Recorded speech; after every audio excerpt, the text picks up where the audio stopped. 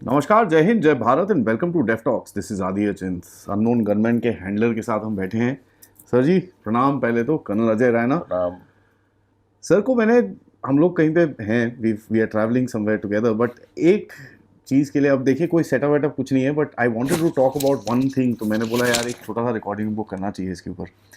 Sir हम लोग थोड़े टाइम पहले बात कर रहे थे ईरान को ब्रीच करने के बारे में। हम लोग बात कर रहे थे कि कितने सारे फ्रंट्स खोल सकते हैं ये लोग, और ये ईरान का जो गेम है वो खत्म नहीं हुआ है अभी तक। It is still going on. और आपको दिख रहा है कि इधर से एक उंगली, उधर से एक उंगली, इधर से बलूचिस्तान एक्टिव है, अजरबैजान एक्टिव है टू अ पॉइंट। वहाँ पर इसराइल के कुछ एविडेंस भी मिल गया है ईरान को।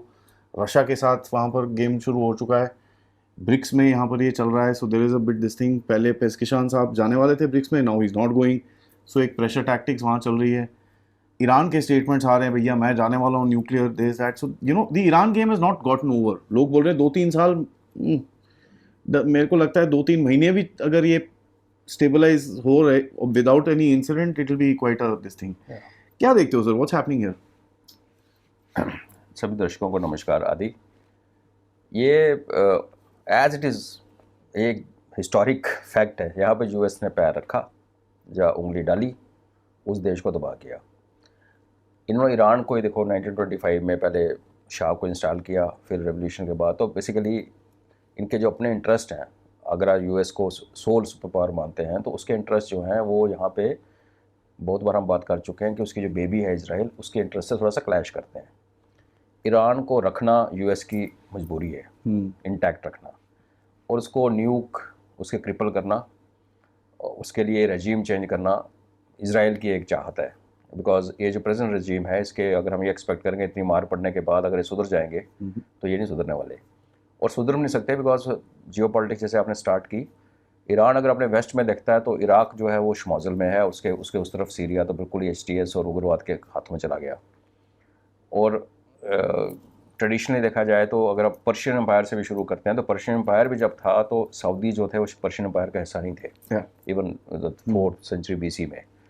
तो ईरान को दुश्मन दुश्मन नज़र आते हैं। पाकिस्तान जो उसका बगल में बैठा हुआ है, जिसका ईरान सपोर्ट करता रहा है, उसने भी अपना रोल प्ले किया। ईरान को भी पता है, हमको भी पता है। ऊपर से जो मर्जी बोले, पार्लियामेंट में जो मर्जी रेजोल्यूशन करे, लेकिन जब उन्होंने यूएस की हेल्प की है तो की है, सबको पता है।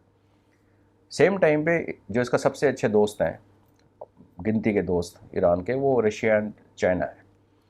रशिया उधर वॉर से निकल रहा है, फारिग हो रहा है जिसको कहते हैं, और 2 महीने 3 महीने में एक बार उसने यूक्रेन में अपना जो ऑब्जेक्टिव है कर दिया। और इधर ये चाइना जो है, उसकी ओल्ड सिविलाइजेशनल पॉलिसी है कि लड़ाई को घर से दूर रखो। तो रशिया का रिकवर करना मतलब अब उसके पास टाइम एंड रिसोर्सेज होंगे to see what can be done in West Asia. वो रशिया ने बहुत लॉस सहा है जब इनके हाथ से सीरिया निकला, तो रशिया इसको और बर्दाश्त नहीं करेगा। तो ये जैसे नाटो क्रीप कर रहा था into Europe and coming on Russia, तो रशिया को लग रहा है कि इधर भी करते करते सीरिया खा गए, इराक है या नहीं है बराबर ही है। और जो ऊपर कुर्दिस्तान है उसमें अमेरिका की इंटरफेरेंस भी है, सपोर्ट भी है। तो ईरान को भी लगता है कि मेरे बॉर्डर के पीछे गर्म। और अफगानिस्तान में again this A pro American stance, Pakistan is pro China. तो इस पूरी कहानी में जो निकल के 2-3 चीज़ें आती हैं कि पहले ये कोई प्रूफ नहीं मिला कि इनका यूरेनियम डिस्ट्रॉय हुआ है। करेक्ट। तो that means a nuclear programme is intact. ठीक है, उनके सेंट्रीफ्यूज मशीन वगैरह खराब हुई होगी, टूट फूट गई होंगी, बट डैमेज हुआ होगा थोड़ा बहुत, ठीक है। And they good engineers, they are the best in the world engineering wise. Iran मैंने अपनी 25 बार चीज़ बोली है, तो दे विल रिकवर। प्लस आपने जब एनरिच 60% पे कर दिया ना, बेसिकली आपको एक प्रोसेस और करनी है तो it will go to 70 possibly. It gets keeps getting 60 to 90 is very fast. And दूसरा ये बोलते हैं आप 60 पे लेके क्यों गए, because you want to make a bomb, you know. So तो भैया आपने पाकिस्तान को ये कभी नहीं पूछा, आपने इसराइल को कभी ये नहीं पूछा, आपने जापान को भी, जापान तो खैर थोड़ा ओपन में है कि वो कहाँ कहाँ पे गए और क्यों गए हैं, क्या थ्रेट परसेप्शन है। तो ये डुप्लिसिटी जो है, तो जो बेस मूड जो इशू ये है कि Iran is not going to stabilise. Regime change करेंगे तो ईरान का बुरा हाल हो जाएगा। ये गुड बैड अगली जैसी भी रजीम है ना, इसने ईरान को बांध के रखा हुआ है। बिकॉज जब हम आगे बात करेंगे कि ईरान के अंदर क्या एंटिटीज़ हैं, क्या रेसिस हैं, कम्युनिटीज़ हैं जो कि नॉन पर्शियन है इनफैक्ट, तो फिर पता चलेगा कि इसकी भी जो फ्रिक्शन लाइंस काफ़ी डीप और हिस्टोरिक हैं ईरान के अंदर, और वो फिर एक वीकनेस बन जाती है। और इसी की बात हम करते आए हैं कि हम सभी ये दुआ करते हैं कि यहाँ पे एक सिविल वॉर सिचुएशन या एक रजीम चेंज करने का कोशिश ना की जाए, इस रजीम को डील किया जाए। या तो इनको सिक्योरिटी प्रदान की जाए, भाई तुम ऐसे करो कि तुम अपना न्यूक्लियर साइड पे छोड़ो, 60% पे जितने भी रुक जाओ, we will look after your needs, we will get you back into global world market, जो कि 40 साल से बाहर है। या फिर इनके ऊपर प्रेशर डलवाया जाए रशिया और चाइना के थ्रू कि ये ना, they take kind of, not surety को नहीं ले सकता, बट दे में से ओके हम विश्वास करेंगे। बिकॉज देखिए, ईरान को क्या लगता है कि जो IAEA की टीम आती थी, उन्होंने, उनको सब लोकेशंस पता थी, उन्होंने सारी लोकेशंस US एंड इजराइल के साथ शेयर की, उनको उसमें भी धोखा लगता है जी। तो मे बी आपको याद होगा जैसे ही स्टार्ट हुई थी उससे 2-3 दिन पहले ही, फर्स्ट वीक ऑफ जून में फिर रशिया ने कहा था कि अगर चाहो तो हम ईरान का फ्यूल रख लेंगे। तो there are multiple channels, but it is a clash point. एक तरफ अमेरिका और इजराइल के इंटरेस्ट, एक तरफ रशिया और चाइना की अपनी जो ज़रूरतें हैं। इससे अच्छी क्या हो सकता है कि आपने घर से 400-500, 600, 800 किलोमीटर दूर एक लड़ाई लगवा लो और एक सुपर पावर को उसमें फंसा लो। जैसे ईरान प्रॉक्सीज को यूज करता है, China would like to use Iran as a proxy. और चाइना के पास, चाइना ने पाकिस्तान की जब सपोर्ट की थी ऑपरेशन सिंदूर के टाइम पे, तो चाइना ने इनको इनके वॉर के टाइम पे भी सपोर्ट की है। 2 जहाज इनके भी लैंड किए थे उस टाइम, और उसके बाद अभी और लैंडिंग्स की रिपोर्ट आ रही है। और इनके जो मंत्री भागे थे जब लड़ाई शुरू हुई थी, एक तो फॉरेन मिनिस्टर इनका गया था पुतिन को मिलने, and another minister went to China.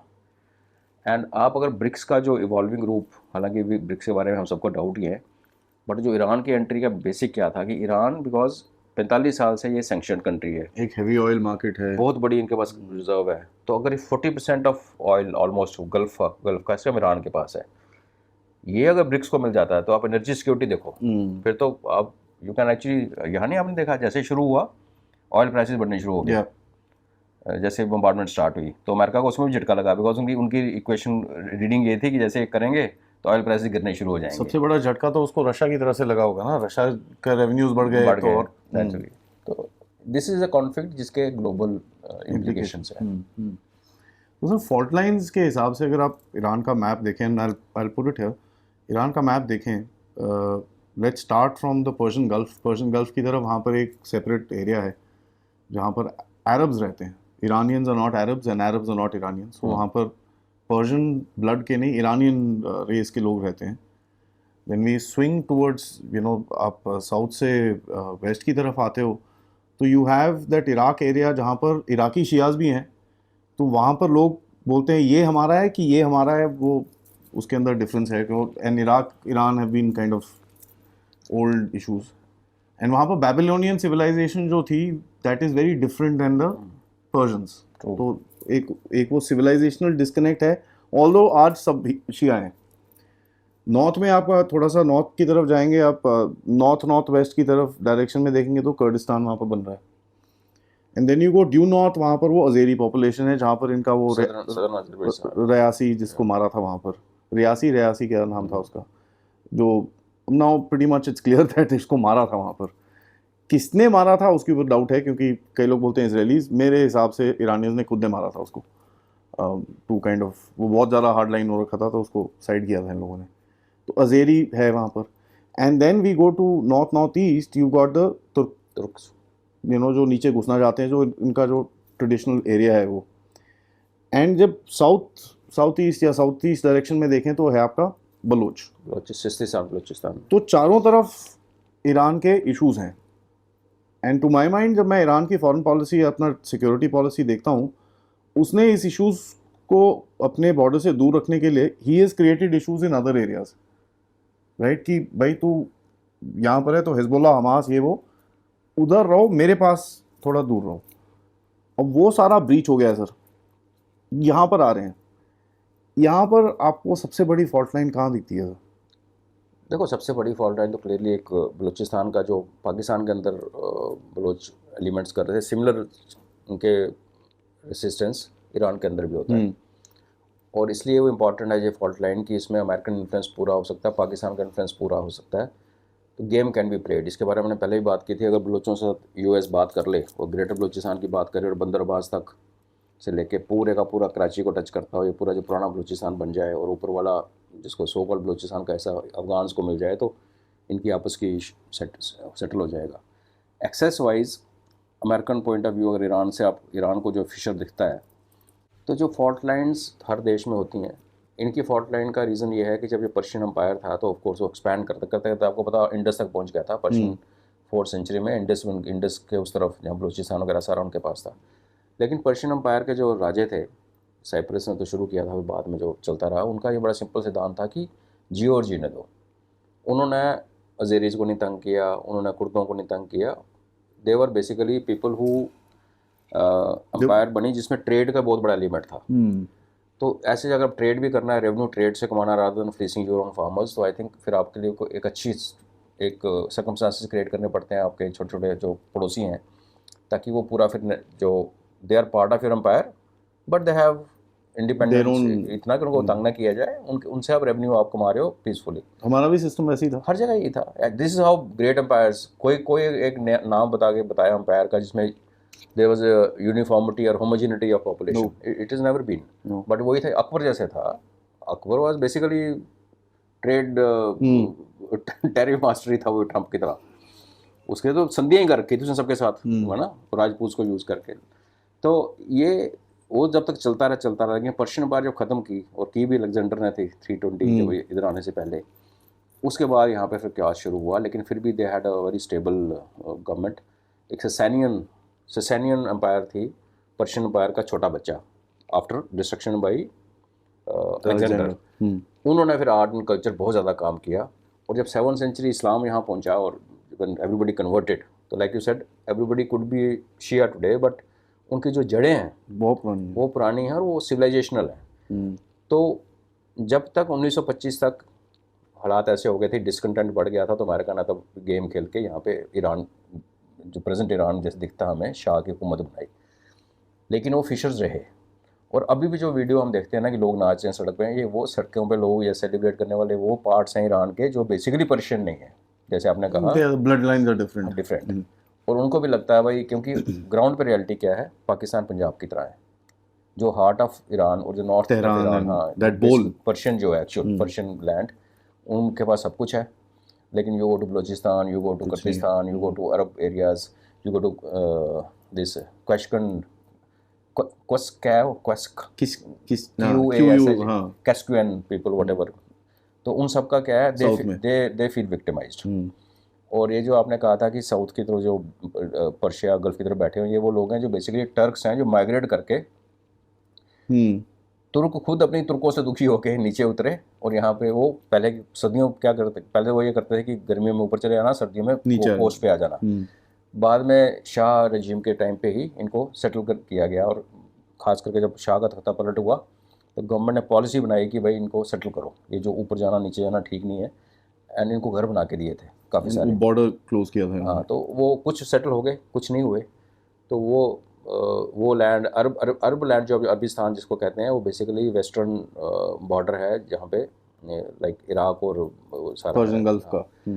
तो Kurdistan they been fighting again, very important, as important Balochistan, because वहाँ भी अमेरिकन उनके, देखो कोई भी जितने भी फिशर्स हैं ना, सब में बैठा है, इसमें कोई ना कोई बाहर वाला बैठेगा तो जाके इनकी पोटेंसी बढ़ती है, otherwise they are in numbers they are not very big. Balochistan को छोड़ के, जो कि पाकिस्तान का बलूचिस्तान और ईरान का बलूचिस्तान मानो जोड़ दो तो probably it's bigger than Pakistan, it's that big. तो एक बहुत बड़ा एरिया है। कुर्दिस्तान भी बड़ा है, लेकिन कुर्दिस्तान में मरे भी बहुत हैं, ज्यादतियाँ भी बहुत हुई हैं, उनके साथ टर्की उनके पीछे पड़ा हुआ है। और जो ये जो अरबिस्तान और बाकी क्वेचिस्तान की बात करते हैं, या टर्की जो ऊपर टर्कमेनिस्तान सदर्न, उसका कुछ नहीं। अज़रबैजान का ये है कि अभी इजराइल का, जैसे आपने कहा किसने मारा उसको, हुसैन रईसी को, तो इस बार के ऑपरेशन में अभी बड़ा निकल के आया है कि मोसाद का बहुत बड़ा वहाँ पे बेस है, CIA का बहुत बड़ा बेस बना है सर। और अभी अनाउंसमेंट जो आई है नेटो का, तो biggest base of NATO will come up in Azerbaijan. ये नेटो में कहाँ से आ गया? नेटो में, अदरवाइज सिद्धांत से बात करो तो अटलांटिक तो ऊपर, वही है ना सर, कॉकसस तक पहुंचे हुए हैं ये। कॉकसस में भी यही थे यार, ये these are again political decisions, किस इलाके को ये नाम दे दो ना। कॉकसस एक्चुअली ऊपर है, हाँ, ये यहाँ पर हाँ। और आप बताओ ना, वहाँ आर्मेनिया है, अज़रबैजान है, इनकी क्या कॉमन है आपस में? जॉर्जिया, इनकी क्या कॉमनलिटी है? कोई कॉमनलिटी नहीं है। They are 3 different races all together. लेकिन उनको हमें कंफर्टेबल लगता है कि जैसे इस इलाके को कॉकसस बोल दो, तो ज़बरदस्ती के नाम है। तो ईरान वीक हुआ है, लड़ाई से मुझे नहीं लगता ज़्यादा वीक हुआ है। वो जो न्यूक्लियर फैसिलिटी मारी है उससे ज़्यादा नुकसान उन्होंने इसराइल का भी किया है, लेट्स बी ऑनेस्ट। लेकिन जो पॉलिटिकल सेटअप है आज की डेट में, ये भी काफ़ी लोगों ने ऑब्जर्व किया है कि जब ईरान पे डिस्ट्रक्शन स्टार्ट की इसराइल ने, तो पहले 24-48 घंटे ठीक था, बाद में पॉपुलेशन भी जाके अपनी गवर्नमेंट के पीछे खड़ी होनी शुरू होगी या बिकॉज फिर बयानबाजी नहीं कर सकते ना। आप देखो ट्रंप की आदत क्या, गोला एक गिराएगा 10 बातें बोल देगा, तो you can't humiliate a nation. या अगर चुपचाप आता आप गिरा के निकल जाता, जैसे एक गधा है लेकिन हमारा गधा है, यू हाँ, can't do this to you can't, तो वो थोड़ा सा आई थिंक वर्बल डायरिया उसमें गड़बड़ हो गई जी। सर, तो अजरबैजान का अगर लोकेशन अगर आप देखें, we are talking about NATO, we are talking about CIA base there. मुझे पता है वहाँ पर 2 मेजर सिटीज़ हैं, एक का नाम है Baku which is on the Caspian sea, and Caspian sea से अगर आप देखेंगे, बाकू एक ऐसी जगह है गाइज, यू मस्ट अंडरस्टैंड, जो मिडिल कॉरिडोर चाइना का आता है वो भी बाकू में मिलता है आके, कैस्पियन सी क्रॉस करके इट कम्स इनटू बाकू। वहाँ से it is suppose to go southward towards Armenia, Armenia से होते हुए टर्की के अंदर, और वहाँ पर झगड़ा है बिकॉज वो साउथवर्ड वाला है, अजरबैजान बोलता है वो पूरा एरिया मेरा है, नगोर्नो काराबाख का उसके आगे भी एक एरिया है, वो बोलता है पूरा मेरा है ये, because he wants to create the railway line and this is that, और अर्मेनिया मानता नहीं है। अभी उसको भी कई बोलते हैं मान गया, कई अभी रेलवे लाइन चल भी रही है, so there is quite a lot of confusion there. Azerbaijan का एक अगेन दूसरा पॉइंट है बाकू का, यहाँ से भी जो INSTC ऊपर जाती है, that also hits Baku and goes. अभी खैर हमने तो साइड से दूसरी साइड से भी निकाला है, चाइना के पास वो ऑप्शन नहीं है अभी इस टाइम पे। But the point with Azerbaijan है सर, बाकू में वो है, गांजा में इसका इजरायलीज का बेस है, and yes there is a city called Ganja, okay, so it's a weird name, but yeah there is it's a very old city. बहुत वहाँ पर लड़ाइयाँ हुई हैं, एंड अभी भी आप जाके देखेंगे वहाँ पर सोवियत MiG-15s MiG-17s वहाँ पर अभी भी they installed all over the place and all that. तो गांजा है, these are 2 main hub centres जहाँ पर वेस्टर्न डोमिनेंस काफ़ी ज़्यादा है। डू यू थिंक ये इसका सदर्न फ्रंट ये खोलेंगे इसके अंदर? क्योंकि अगर अजरबैजान ऊपर से चढ़े, एक तो रशिया का जो कनेक्शन था उस पर डैमेज आएगा, right? So Azerbaijan can be flipped, Russia will have to go back to Armenia, क्योंकि अर्मेनिया के साथ काफ़ी उसके झगड़े हो रखे थे, उसको वापस वहाँ पर जाना पड़ेगा, which may be problematic at this point of time. तो आपने रशिया को काट दिया, आपने इसका यहाँ पर फ्रंट खोल दिया, रशिया को इस तरफ से आना पड़ेगा, आएगा दिस इन दैट। तो वहाँ पे भी अगर आप देखो कजाकिस्तान और किर्गिस्तान में भी ये साले प्रोटेस्ट करा के बैठे हुए थे, they've done issues there also, ठीक है, लास्ट ईयर बड़े जबरदस्त प्रोटेस्ट हुए थे वहाँ पर, which the Russians went and calm down and all that. तो वो भी एक वनरेबिलिटी है उधर पे। तो डू यू थिंक चाइना के साथ तो अभी तो खोल रखा है, तो कर जो करना है तेरे को, पहले ये रशिया को कट करेंगे ईरान से, एंड देन गेम होएगा आगे, with the first step being taken by 2 weds, यहाँ से बलूचिस्तान और उधर से कुछ भी हो सर। देखो रशिया ने क्या किया, रशिया ने बड़ा अच्छा बैलेंस किया हुआ है अजरबैजान और इनके बीच में, अर्मेनिया के बीच में। अर्मेनिया के साथ डिफेंस पैक्ट है उसका, सीधा अर्मेनिया को होगा तो वो हेल्प के लिए आएगा, और अजरबैजान के साथ उसके बिजनेस रिलेशन बड़े अच्छे हैं। दुनिया को लगता है कि वो रशिया बहुत रशियन आते हैं सर बाकू में, उनके बिजनेस रिलेशन बहुत अच्छा है, ट्रेड काफ़ी ज़्यादा है। तो रशिया समझ गया। देखो जब ये जब वर्ल्ड वॉर ख़त्म हुई तो किसको इंटरेस्ट था इस इलाके में? रशिया का ये बैकयार्ड था, सॉफ्ट अंडरबेली ऑफ रशिया। और यूरोपियन यूनियन खुद यूरोपियन यूनियन तो थी नहीं, इट वाज डिफरेंट कंट्रीज, तो अपने उसमें लगे हुए थे। इनकी पिटाई बड़ी हो रखी थी यूरोप की वर्ल्ड वॉर 2 के बाद। अमेरिका को भी लगा कि यार इट्स टू फार। तो अगर आप इनके इंटरफेरेंस पहले देखें तो कुछ खास यहाँ नहीं थी। जब रशिया टूटा है उसके बाद आपको सडनली दिखता है कि यूरोपियन यूनियन ने आके, और जो प्रेजेंट यूरोपियन यूनियन के कंट्रीज हैं या नाटो कह लो आप, they started seeing this area. उससे पहले it was a return of thing, because 3 small little things with no consequence. जब तेल निकला ना अजरबैजान का, जब कैस्पियन सी की गैस निकली, तो सडनली दुनिया की नज़रें, बिकॉज ये गैस के भूखे हैं, इनको तेल चाहिए, इनको को मतलब नहीं कितने बंदे मर जाएं। उसके बाद जाके यहाँ पे एक गेम शुरू हुई। तो इसलिए फिर रशिया ने क्या किया, भाई अजरबैजान मेरे काबू तो आएगा नहीं, उसमें ट्रेड ही काबू करो, let's make use of the trade potential of Azerbaijan. और अर्मेनिया के साथ टोटल उन्होंने वो जाके खड़े हो गए एज ए मिलिट्री पार्टनर्स। तो अगर आप अर्मेनिया में बैठे हो, ईरान में आपका कनेक्शन बहुत अच्छा है रशिया का। रशिया का आई थिंक बेस्ट फ्रेंड आज ईरान है। चाइना को फ्रेंड तो रशिया को फ्रेंड कहना गलत होगा ना। उसके बाद हम तो हैं ही हैं, मतलब ये जो गुंडे वाली देश हैं इस रीजन में, मिडिल ईस्ट में। या सो कॉल्ड जो डाउटफुल कंट्रीज को अमेरिका रिकॉग्नाइज ही करके खुश नहीं है, उसमें ईरान के साथ बड़े अच्छे संबंध हैं। और जैसे मैं कह रहा हूँ कि अगर आप पावर हो वर्ल्ड लेवल की तो आप ऑयल फील्ड्स को नहीं भूल सकते। आप एनर्जी वालों को जितना मर्जी हम कहें पेट्रोल डीजल खत्म हो रहा है, ये हो रहा है, अभी नहीं, आजकल में तो नहीं हो रहा ना। They going to hold. China आज डिपेंडेंट है यार ईरान के ऊपर तेल के लिए। तो इसलिए मैं इसको फ्लैश पॉइंट कहता हूँ। अगर ऐसी सिचुएशन आई आदि कि इन्होंने रशिया को काटने की कोशिश की, all that Russia needs to do is to give up one warhead to Iran to carry out a test. और जो जिस दिन टेस्ट हो गया उसके बाद इजराइल चुप करके बैठेगा नहीं। इजराइल चुप करके नहीं बैठेगा तो फिर then it's अभी देखो आपने डील चल रही है ईरान की JF-10 और सुकोई के लिए। He is in talks with both countries कि बहुत हो गया यार, हमारा एयर डिफेंस तो जो था at least we can do dog fight, कुछ तो करें। तो अगर ये 2-3 साल, जैसे कि लोग कहते हैं 2-3 साल होल्ड करेगा, जो हम दोनों एग्री करते हैं कि नहीं करेगा, 2-3 साल इज़ अ लॉन्ग टाइम। अगर 2-3 साल का टाइम आप ईरान को दे देते हो पीस वाला, फिर तो look from western point of view, तो ईरान न्यूक्लियर भी हो जाएगा और ईरान वॉक ओवर नहीं बनेगा जैसे हुआ इस बार।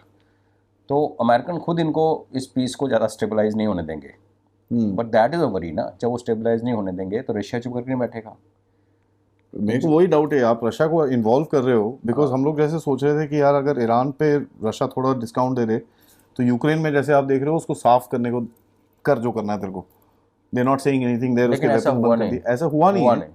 Now Russia has taken a front step in Ukraine also, अब यहाँ पे भी कुछ गड़बड़ दिख रही है। बिकॉज आप जो कल मैंने आई थिंक परसों ट्वीट किया था कि रशियंस को ये बोला जा रहा था कि तुम यूक्रेन को देखो, इधर leave it, ignore West Asia, और ईरान को ये बोल रहा था कि you behave and we will not harm you. और उसका सर्कमस्टेंशियल एविडेंस ये बनता है कि ऑलमोस्ट 1 साल से ज़्यादा हो गया रशिया और ईरान के बीच में डिफेंस डील हुई, जिसमें ऑफ कोर्स डिफेंस ये नहीं थी कि मैं तेरे म्यूचुअली अश्योर्ड डिफेंस, इसमें लड़ाई करने आऊँगा, वैसे जैसे कोरिया के साथ की है, नॉर्थ के साथ, वैसे नहीं थी, बट वो हुई। और ईरानियन पार्लियामेंट ने 1 साल से ऊपर ले लिया, उसको रेटिफाई नहीं किया। जब बॉम्ब गिरने शुरू हुए इजराइल के, फिर भागे, फिर उन्होंने रेटिफाई किया। तो इससे क्या सर्कमस्टेंशियल एविडेंस बड़ा क्लियर बोल रहा है कि रशिया और ईरान ने जो डील साइन की थी, ईरान उस पर बैठा रहा, रशिया ने चूनी की। ईरान क्यों बैठा रहा? पॉसिबली उनको बताया गया कि यार तुम इसको रेटिफाई मत करो, you will not be harmed by westerns. और रशिया को कोई गोली, जैसे यूक्रेन की गोली, जो भी गोली दी गई रूस, लेकिन जब B-2 आ गए ईरान के ऊपर, बॉम्ब गिरे, उससे पहले इसराइल जब शुरू हुआ, बिकॉज इसराइल ने शुरू किया तो इट वाज टेकन एज कि अमेरिकन इन्वॉल्व है, चाहे ट्रंप ने जो मर्जी कहा हो, उनका एयर डिफेंस कह लो, उनकी रिफ्यूलिंग कर लो, ऑल अमेरिकन। तो आई थिंक इनको दोनों को झटका लगा उस टाइम। उसके बाद आप देख रहे हो कि यूक्रेन में जो पिटाई कर रहा है वो Russia, he is giving the cost of this there, वहाँ ठोक रहा है। और यहाँ पे Iran then took on Israel by firing back at Israel. तो वो जो एक उन्होंने बना रखी थी ना कन्फ्यूजन, एम्बिग्यूटी टाइप, झूठे लालच दे रखे थे, वो काम नहीं किए। तो इसका नेक्स्ट स्टेप क्या होगा? अगर आप रशिया और ईरान के सामने अपना पर्दाफाश हो चुका है कि you are basically country which lies and जो धोखा देती है, अमेरिका की बात कर रहा हूँ, तो अभी नेक्स्ट स्टेप क्या हो सकता है? अमेरिका इन फॉल्ट लाइन्स को एक्सप्लोर करने की कोशिश करेगा, जैसे हमने बलूचिस्तान के बारे में काफ़ी डिटेल में बात की थी कि उसके फ़ायदे भी हैं, उसको बलोचों को भी फ़ायदे हैं, रेयर अर्थ है, कब सब कुछ है। और यहाँ से कुर्दों के साथ पहले मिला हुआ है। जो अरबिस्तान है उसको HTS की बस इशारा करने की देर है। HTS will get into this so called Arabistan, जो क्लेम है वेस्टर्न ईरान का। और अज़ेरियों ने कुछ करना नहीं करना, वो डिपेंड करेगा कि ईरान कितना वीकनेस शो होती है। अगर ईरान वीक हुआ फिर तो सब घुसेंगे, फिर तो सारे टूट जाएंगे। फिर ये रीमैप जो आपने बहुत साल पहले एक प्रोग्राम किया था, रीड्राइंग ऑफ वेस्ट एशिया मैप्स, वो सारे का वैसा वैसे बनेगा। लेकिन वो सिचुएशन रोकने के लिए रशिया और चाइना इंटरवीन करेंगे। चाइना सर, चाइना तो इनडायरेक्टली करेगा। चाइना सामने नहीं आता। वो क्या, किसको भेजे? वो सिंगल बच्चों को भेज दिया, बच्चों को। वो साला, हाँ, वो एप्पल से खेलने वाले बच्चों को कहाँ लड़ाई लड़ाया यार। पर चाइना के पास इलेक्ट्रॉनिक वॉरफेयर की कैपेबिलिटी, सेटेलाइट वॉरफेयर की कैपेबिलिटी, वो तो है। और रशिया, क्योंकि रशिया का हक बनता है अमेरिका से लड़ना, से कई चीज़ें आपकी डिग्निटी में आती हैं कि अमेरिका से, हाँ तू सुपर पावर तो मैं सुपर पावर हूँ भाई। तो ये थोड़ी है कि एक सुपर पावर बढ़ती जाए बढ़ती जाए बढ़ती जाए। और उस सुपर पावर को आपने यूक्रेन में पीटा है, पूरी दुनिया एक तरफ और रशिया एक तरफ प्रैक्टिकली। तो अब रशिया भी इम्बोल्डन एंड लाइक लास्ट में हमने कहा था कि जब आपकी मिलिट्री इंडस्ट्रियल कॉम्प्लेक्स चल पड़ता है, then you want more issues, हाँ, जब हथियार पे हथियार पैदा कर रहे हो, तो आपको एक कॉन्फ्लिक्ट खत्म हुआ, दूसरा आप शुरू भी करना चाहोगे, प्लस आपके पास कैपेबिलिटी है Yeah. उसी को फॉरवर्ड। ये सबको पता है कि रशिया जितना एक महीने में प्रोड्यूस करता है वेपनरी, वो अमेरिका एक साल में नहीं कर सकता। दैट इज़ अ फ़र्क। वो रशिया के खिलाफ अमेरिका है, अमेरिका के खिलाफ रशिया एंड चाइना है। So we may actually see Russia stepping in the way, sending something to fight. Russia is capable of sending people to fight, is capable of sending militias बहुत है ना। हाँ, और कुछ नहीं तो उनको वो जो चेचन्स को किसी को इक्वेट कर देगा, एक्टिवेट कर देगा। तो वो फ्लैश पॉइंट है जो वर्ल्ड वार जो सिनेरियो हम बात करते हैं, जो कि नहीं होना चाहिए, बिकॉज ये फिर पूरा region will go for a six. फिर कौन क्या कर रहा है, everybody will fire at each other after that. जितने फ्लैश पॉइंट्स हैं सब गर्म हो जाएंगे। और सुपर पावर क्या है, सुपर पावर को एक प्ले फील्ड मिल गया वेस्ट एशिया, वो दुनिया को तबाह करके वहाँ से निकल लेंगे चुपचाप, पर हम तो उसके बगल में बैठे हैं ना, हथियार देते रहेंगे वहाँ पर और निकल जाएंगे। वेस्ट एशिया तो हमारा वेस्ट है एक्चुअली, तो वो सेक तो हमें लगेगा। Sir but when we look at the situation, how does Turkey play a role in this? क्योंकि टर्की का देखिए, एक अभी कल परसों में एक मीटिंग हुई है जहाँ पर अर्दवान, शहबाज शरीफ और वो अर्मेनिया वाला, अजरबैजान का वो आई की फॉरगेटिंग भाई माय ब्रदर, दोनों भाई, तीनों भाई वहाँ पर मिले हैं, and they were trying to do that projection. वो एक उनकी तरफ से कोशिश थी ये करने के लिए, एंड मेरे हिसाब से the message was very clear that boss we surround Iran all three sides, use us. अब ये हीरा मंडी नई जनरेशन बन रही है, मैं तो बोलता हूँ ये अभी हीरा मंडी भी कैटेगराइजेशन बनानी पड़ेगी। ये साला हीरा मंडी है, वो पन्ना मंडी है, वहाँ पर दो और ये मंडियाँ निकल रही हैं। टर्की तो actually as a matter fact Turkey is the biggest Heera Mandi in the world. Pakistan has made it better. ठीक है, वो तुर्कखाना मंडी है। तो ये these mandis that are there, अभी ये एक जो यूनिटी दिखा रहे हैं यहाँ पर, this is a message to the West, this is message to the West and message to everybody else. देखो टर्की के एम्बिशंस, टर्की टू टर्किस्तान, उसमें पाकिस्तान बैठता है, अजरबैजान बैठता है, पूरा वेस्ट। फिर ऐसे थोड़ी सीधा लाइन में थोड़ी जाते हैं ये लोग, फिर वो पूरा है ना, सारा सर्कल लेते हैं ना। अगर आप अगर इराक और ईरान में घुसे तो with an eye on say going all the way to Tajikistan, Turkmenistan, तो फिर नेचुरल है आप सी की एक्सेस भी चाहिए आपको, बिकॉज यहाँ से जो निकालोगे, लूट करोगे, उनको कहीं बेचना भी है तो आपने। तो इट्स नॉट ओनली कि कॉरिडोर खोलेगा ये, इसका कॉरिडोर तो जाके सिंकियांग में ख़त्म होता है। ये तो वो भी लेना चाहता है, हाँ, यूगर्स को भी जोड़ना चाहता है। तो ये इसका सपना है, और इसकी पॉसिबिलिटी हमने एक बार डिस्कस की थी कि अगर अफगानिस्तान बीच में वीक हो जाता है, इधर ईरान वीक हो जाता है, जो हम बलूचिस्तान कहते हैं ना, वॉक थ्रू इधर वेज फॉर अस आल्सो और the Chinese also it's a walk through, उस तरह से भी वॉक आग थ्रू लग गई ना। तो आज ईरान का और जो हम बात करते हैं कि अफगानिस्तान और बलूचिस्तान का एक वॉल हमारे सामने फायर वॉल है, आज वो फायर वॉल एग्जिस्ट करती है in shape of Afghanistan and Iran. उसने उस सेक को, Iran is not too friendly with us, but वो जो HTS और वो जो गंद टर्की ने अगर फैलाने की कोशिश कर रहा है ना, लाइक जैसे टर्की का रोल क्या, टर्की का रोल बड़ा सिंपल है, he wants to control the whole of this, जो हेड है ऊपर की तरफ कटिंग इनटू। सो जो तुर्कमेनिस्तान या जो टर्क नेशंस हैं, उनकी अपनी जो प्रॉब्लम्स हैं वो तो हैं, बट वही मैं कह रहा हूँ ना, ये पॉलिटिकल बाउंड्रीज तो बनती हैं लड़ाइयों के बाद, सिविलाइजेशनल कनेक्ट जो होता है वो अलग होता है। और अब तजिकिस्तान, तुर्कमेनिस्तान, ये क्या बोलते हैं, किर्गिस्तान, उज़्बेकिस्तान, इनमें भी कम्युनिटी नहीं है। अरे इनके भी बड़े लफड़े हैं आपस में, तो वो लफड़ों में रशिया का इन्फ्लुएंस ज़्यादा है, वहाँ पे अमेरिकन इन्फ्लुएंस इतना नहीं है, रशिया का इन्फ्लुएंस ज़्यादा है। इसलिए अमेरिकन ताजिस को यूज़ करके they want to create, they did try to create stunt in Moscow. तो इस फ्लैश पॉइंट को आप ये भी देखो ना कि यहाँ जैसे शुरू हुआ तो what happens to South China sea, वो वेट करेगा, उसको तो सही अपॉर्चुनिटी। और ये बड़ा इंटरेस्टिंग है आपने बोला, क्योंकि कनेक्ट कर रहे हो, क्योंकि वोंगी ने जो भी यूरोप में एक वो स्टेटमेंट दिया है ना जाके कि साहब we don't want the Russia war to end, one because Russia needs to win, two because then America will move towards us. I was like god, ये कौन कैसा डिप्लोमेट है, कैसे ठीक है ना, when you have a idiot, सच्चाई निकाल दी, एक इडियट बैठा वाशिंगटन में, तो you need equal kind of idiot to सच्चाई निकाल दी, balance him out. You can't be sensible in front of an idiot. जो ट्रंप बोलता है वो किस हिसाब से सही चीज़ें बोलता है, डिप्लोमेसी कौन से पेज पे बुक लिखा है। तो वे ये डर है कि इधर ये शुरू हुआ तो चाइना को एक मौका मिलेगा, दिखेगा very clear, to do something funny in Taiwan and North Korea. For all you may know, जैसे सबसे पहले वो ही ना घुस जाए साउथ कोरिया में इधर देखते रह जाए, क्योंकि रशिया जब मूव करेगा ना, रशिया यही चाल चलेगा, ये नहीं कि रशिया का अपने सिपाही भेज देगा सीधे लैटरल ईरान। एस्केलेशन करेगा ना वो भी। वो करेगा, वो जब अगर उसने अपनी एसेट भेजनी है ईरान के अंदर to confront Israelis and American, कहीं और आग लगाएगा सो दैट। हाँ, तो वो भी प्यूटिन है एंड उसके पास हैं, बहुत है, बहुत है। उसके पास एसेट्स हैं to do this। Actually he is now actually region में इन्फ्लुएंस के हिसाब से अगर आप देखो, रशिया का इन्फ्लुएंस चाइना से ज़्यादा है।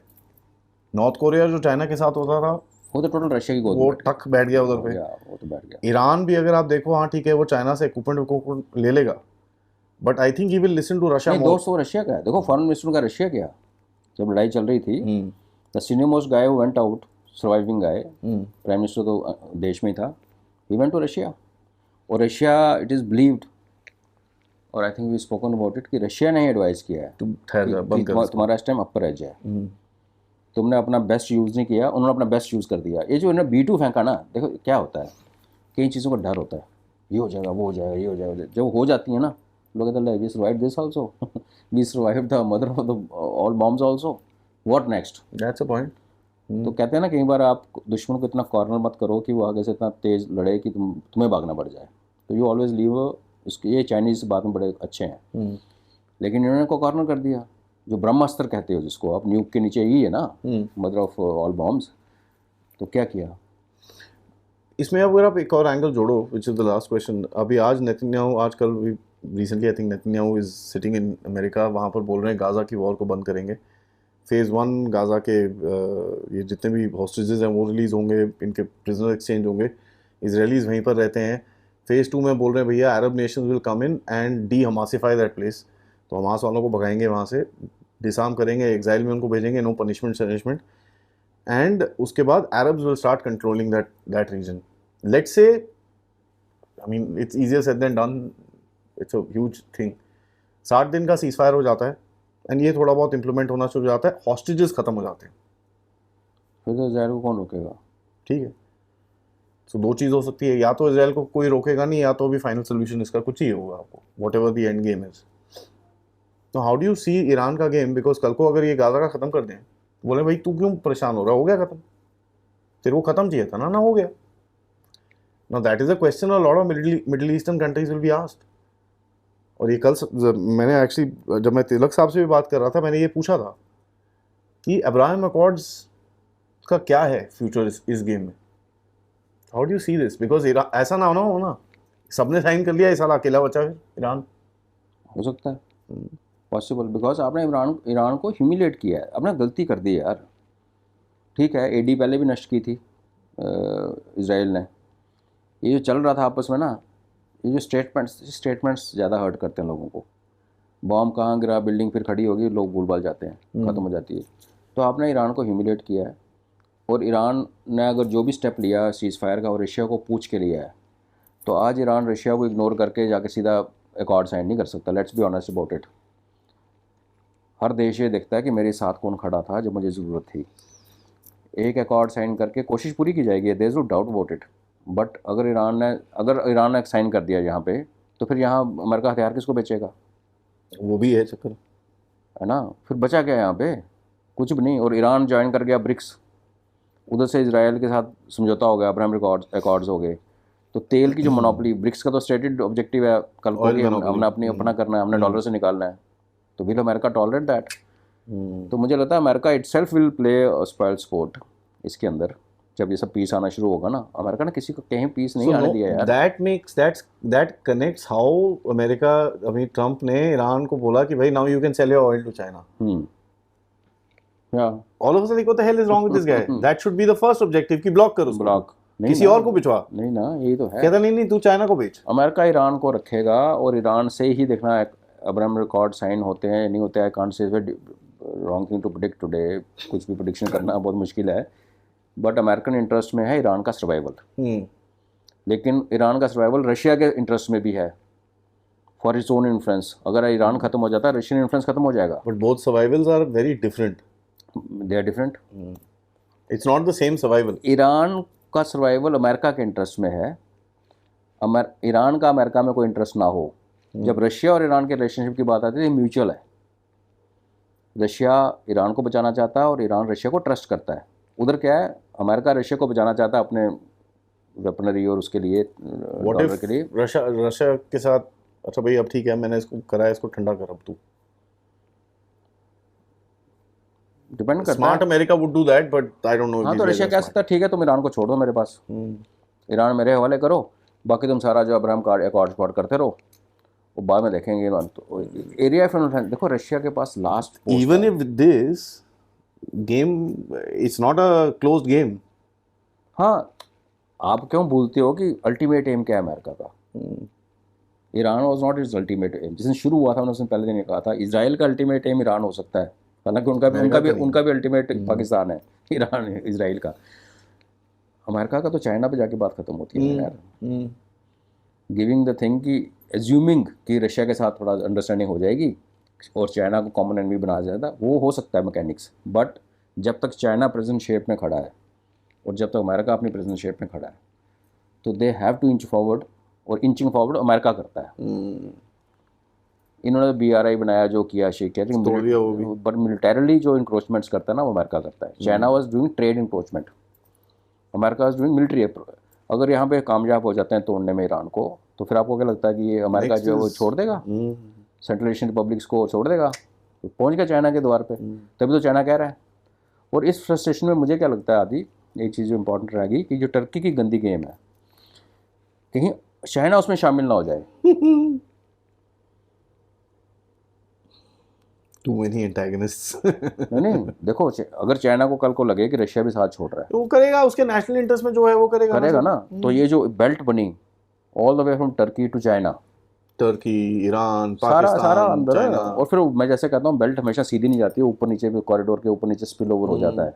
नीचे पाकिस्तान पकड़ा जाएगा, हमें सेक लगेगा, ऊपर सेंट्रल एशियन रीजन खाए जाएंगे, क्योंकि रुकते थोड़ी हैं फिर ये। हाँ फिर तो सी अगर America inches close to China, then what next? Counter एक वहाँ बैठ जाएगा। तो इससे पहले चाइना के टर्की को काबू करके ना कर ले यार, बिकॉज चाइना और रशिया ने टर्की के अंदर न्यूक्लियर रिएक्टर इंस्टॉल किए हैं, कराए, एंड इनके काफी अच्छे रिलेशंस भी हैं, बिजनेस रिलेशन रशिया और चाइना टर्की के बहुत अच्छे हैं। उइगरिस्तान उसको चाहिए, लेकिन उइगर पकड़ के चाइना को भेजता रहता है। तो what if these two people Russia के पीछे रह के चाइना और टर्की हाथ मिला लें, तो पूरी बेल्ट लाल हो जाएगी, जैसे हमारा किसी जमाने में रेड कॉरिडोर था ना, इस तरह से और इस तरह से, और फिर लगेगी आग। There are too many possibilities, and इसको guys keep on. The reason I am doing these updates again and again about this is so that we can keep looking at various different things. क्योंकि कुछ तो होने वाला है इधर पे, something big is going to happen and everybody seems to be preparing and बोलते हैं ना अपने चाकू छुरी वो कर रहे हैं लोग। लोगों को लगा नहीं था कि इतनी ज़ोर से लगेगी एक दूसरे को, तो मेरे ख्याल से जो फाइटिंग पैराडाइम होगा वो थोड़ा डिफरेंट होगा। प्रॉक्सी वॉर्स होंगी rather than direct Wars, because direct में थोड़ी सी पिटाई सुताई ज़्यादा हो जाती है। So something of the sort will happen, some proxy or something like that, and let's see how it goes. Sirji, always a pleasure. Thank you so much for that insight. Thank you. Guys, video को like करिए, subscribe करिए, end of course share your thoughts. आप क्या सोचते हैं, Iran को कहाँ से ब्रीच करेंगे लोग? मेरे को छोड़ने तो वाले नहीं हैं। What's going to happen? Let us know in the comments, and please do contribute towards this channel. QR code, PayPal, super stickers, super chats, or check out the store. Namaskar.